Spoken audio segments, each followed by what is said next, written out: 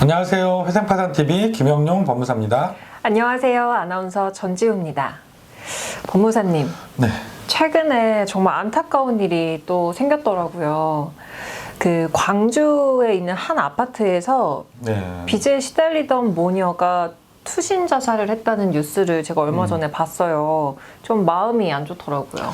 네, 저도 그 뉴스를 보고 되게 좀 안타까웠는데요. 특히 안타까웠던 게 그 본인들이 뭐 대출받아서 쓰고 이런 빚도 아니었고 남편분이 돌아가셨는데 2019년도에 사망을 하셨는데 그때 남기신 상속 채무가 3억 정도 있었나 봐요. 네. 그 빚에 시달리시다가 결국은 그런 선택까지 하게 됐다는 기사를 봤습니다. 유서도 남기셨는데 빚 때문에 힘들다, 신세지기 싫다 이런 내용이 있었고, 그리고 유서 옆에는 아파트 관리비에 써달라고 40만 원을 넣은 봉투가 있었고, 또 장례 비용으로 써달라고 800만 원을 이렇게 넣어놓으신 봉투를 두고 가셨다고 해요. 그래서 그 기사를 보면서 가슴이 참 먹먹했습니다. 네. 사실 제가 이렇게 같이 방송을 찍으면서 네. 안 정보로는 네. 이 상속 채무라면 사실 해결하는 방법이 있다고 저희가 항상 말씀을 드렸었잖아요. 네, 있어요. 네, 근데 어떻게 이렇게 나쁜 선택을 하셨을까요? 내가 이제 그 부모님께서 돌아가시면서 빚을 많이 남기셨다 그러면 상속 포기라는 절차를 이용하시면 되거든요. 또 한정승이라는 제도도 있고, 그래서 이 제도를 이용하면 빚을 내가 상속받을 필요가 없는데 이게 기간 제한이 있거든요. 돌아가신 분이 돌아가시고 나서 3개월 안에 법원에 신청을 해야 된다는 기간 제한이 있습니다. 그런데 이제 일반인 분들이 이 기간 제한이 있다는 걸 잘 모르실 수도 있고, 또 우리가 갑작스럽게 뭐 부모님이 돌아가시면 장례 절차 거치고 이것저것 거치다 보면 시간이 또 정신없이 갈 수도 있잖아요. 그래서 놓치시는 경우가 있죠. 사실 법으로 정해져 있기는 하지만 3개월 너무 짧은 거 아닌가요? 짧죠. 정신 없을 텐데. 예. 뭐 돌아가시고 3개월 안에 정신 차리고 법적으로 무슨 문제가 있을까 이런 것들 알아보고 다니고 이러기가 쉽지 않을 수도 있어요. 그래서 좀 더 기간이 늘려지면 더 좋지 않을까 이런 생각도 듭니다. 네, 조금 안타깝네요. 그렇다면 이 광주 모녀 사건에서 이분들도 빚을 해결할 수 있는 방법은 없을까요? 상속 포기라는 제도를 몰라서 상속이 됐다 이래도 사실은 해결하는 방법이 있잖아요. 따님 같은 경우는 직장을 다니고 계셨더라고요. 나이가 52세? 그래서 이분은 개인회생이라는 제도를 이용했으면 최저 생활비를 충분히 보장받고도 3년만 채무를 변제하면 그 3억에 해당하는 빚에 뭐 10% 20% 정도만 갚고도 해결이 가능해 보였을 것 같고요. 그리고 어머님 같은 경우는 연세가 많으세요. 81세나 되셨는데 이분 같은 경우는 이제 뭐 연금을 수령하고 계시고 해서 뭐 100만 원 정도 소득이 있었다고 하지만 1인 가구 기본 생계비 124만 원이잖아. 이거보다 소득이 낮았기 때문에 개인 파산으로 신청하셨어도 당연히 면책이 가능했던 그런 경우로 보이거든요. 그래서 더욱더 좀 안타까웠습니다. 네. 이렇게 말씀을 들어보니까 개인 회생 파산으로 해결할 수 있었는데 네. 왜 신청하지 못하신 좀 특별한 이유가 있었을까요? 역시 뭐 대한민국에서 물론 뭐 2000년대 이후에 파산 제도가 많이 알려지면서 신청하시는 분들이 많이 있긴 하지만 아직도 이런 제도가 있다는 걸 모르시는 분들도 계실 것 같고요.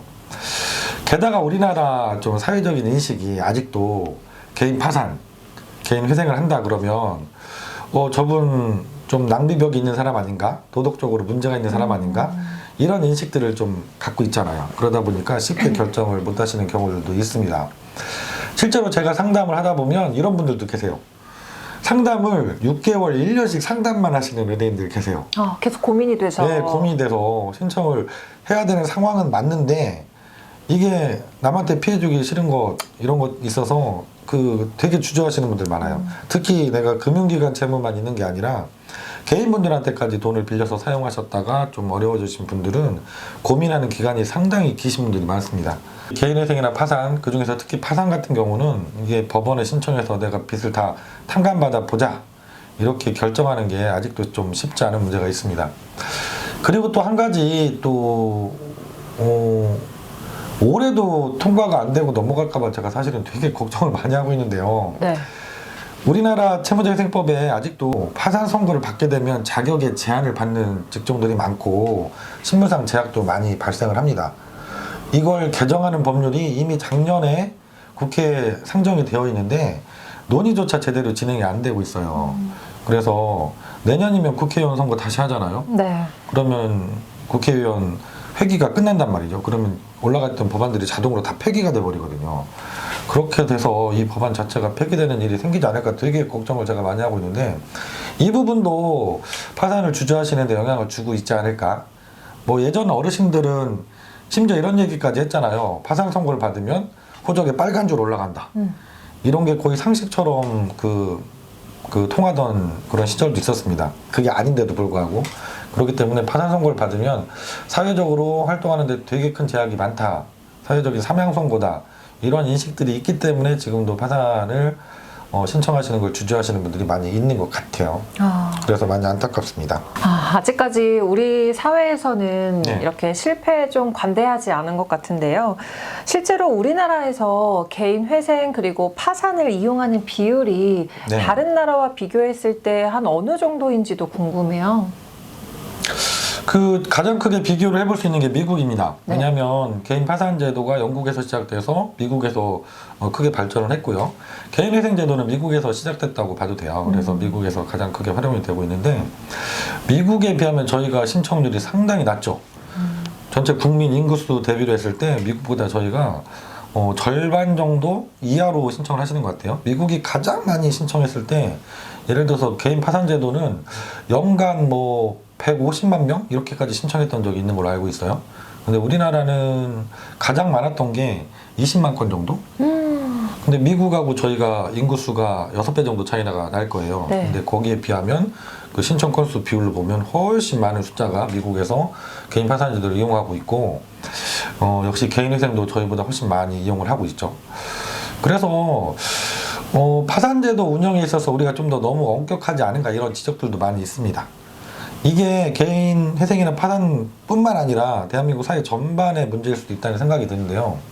벤처 창업 기업의 평균 실패 경험, 그러니까 한번 사업을 시작했다가 어려워져서 실패했던 경험이 미국뿐만 아니라 중국도 평균 2.8회 정도 된다고 해요. 네. 근데 대한민국은 1.3회에 불과하다는 통계 자료가 있더라고요.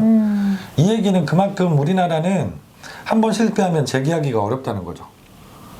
이게 다른 부분의 영향도 크겠지만 사회 전반적인 분위기 그리고 재기할 수 있는 이런 통로가 좁다는 거죠. 이게 회생파산 제도도 마찬가지라는 생각이 듭니다. 근데 사업을 하시는 분들 많이 또 겪어보셨고 저도 이제 사업하면서 어려웠던 경험이 있지만 한번 실패할 수 있잖아요. 아니면 사람이 인생을 살다가 어떤 일에서든 좀 어려운 시기가 닥칠 수 있습니다.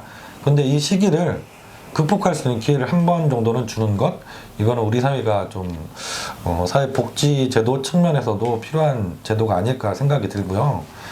그래서 오늘 말씀드렸던 이 안타까운 소식이 다시는 전해지지 않는 그런 대한민국이 됐으면 좋겠다는 바람이 많이 들었습니다.